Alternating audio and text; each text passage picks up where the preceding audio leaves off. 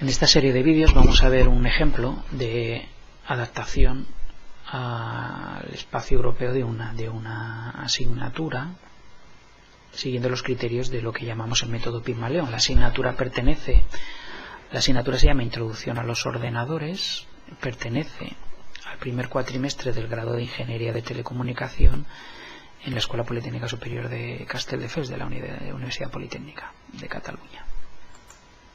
¿Qué vamos a ver? Pues básicamente los elementos claves del método Pigmalión. Veremos un poco primero el contexto en el que se imparte la asignatura y luego veremos objetivos formativos, cómo es el plan de actividades y entregas, los mecanismos para dar feedback, cómo usamos autoevaluación y evaluación entre compañeros, cómo es nuestro plan para los rezagados y los avanzados.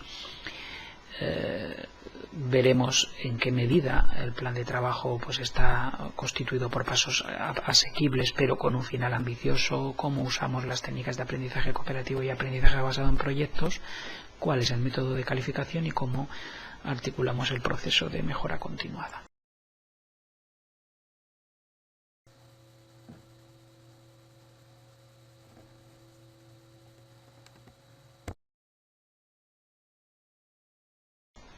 Bien, en relación al contexto, para entender un poco cómo está organizada la asignatura.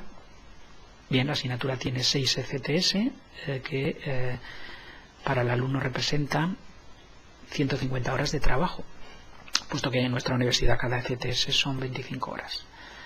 Por tanto, en esta asignatura nuestros alumnos tienen que dedicar 150 horas de trabajo que repartidos a lo largo de 15 semanas, que es lo que duran nuestros cuatrimestres, pues arroja una media de 10 horas de trabajo cada semana. Nuestros alumnos tienen que dedicar a la asignatura 10 horas a la semana, incluyendo, ya sabemos, todo tipo de actividades, clases, trabajo en casa, exámenes, etc. De estas 10 horas, 3 son de clase en una sola sesión de 3 horas de duración y las 7 restantes son de trabajo personal. Esto es el escenario visto desde el punto de vista del alumno. Visto desde el punto de vista del profesor, pues aquí aplicamos una norma general del OPC que dice lo siguiente: por cada ECTS el profesor tiene que dedicar 11 horas, de las que entre 7 y 11 deben ser de clase. Pero está en manos del profesor o del equipo de profesores decidir si deben ser 7 o deben ser 11 o cualquier valor intermedio. ¿Qué hemos decidido en nuestra asignatura? Bueno, nuestra asignatura, como son 6 ECTS, eso quiere decir que por cada grupo de 20 alumnos, el tamaño de grupo es otro parámetro en este escenario, nosotros tenemos grupos de 20, pues por cada grupo de 20 alumnos tenemos que dedicar 66 horas, de acuerdo con esta regla, de las que al menos 42 tienen que ser de clase, según este rango. Repartidos en 15 semanas, pues que tenemos 4,4 horas de dedicación. El profesor debe dedicar 4,4 horas, de las cuales ya hemos visto 3 son de clase y el resto, 1,4, de trabajo adicional del profesor. Trabajo adicional que va a dedicar a preparar materiales, corregir trabajos de los alumnos, etc. Seguramente para hacer este trabajo va a tener que dedicar más de 1,4 horas. Pero al menos 1,4 horas están recogidas dentro de lo que sería el régimen de dedicación reconocido. Bien, fijaros que estas 3 horas de clase a la semana, multiplicada por 15 semanas, son 45 horas que entra dentro de este margen que teníamos de horas de clase. Bien, dicho esto, fijaros, cada profesor por cada 20 alumnos dedica 4,4 horas a la semana. Bueno, pues un profesor a tiempo completo cubre su dedicación, incluso más de lo que de su dedicación, con 2 grupos de 20 alumnos, asumiendo que un profesor tiene que dedicar 8 horas a la semana, que es lo habitual. Bueno, pues con 2 grupos estaría dedicando 8,8 horas. Bien, en ese escenario es donde se organiza nuestra asignatura, que como os decía se llama Introducción a los ordenadores, y lo primero que vamos a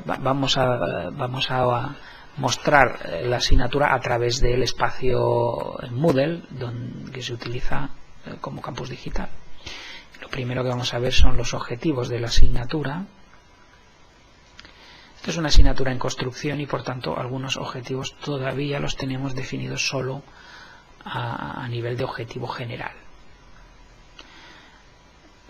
Pero otros ya están definidos a nivel de objetivos específicos. Por ejemplo, programar ordenadores en lenguaje C#. Este es el objetivo general.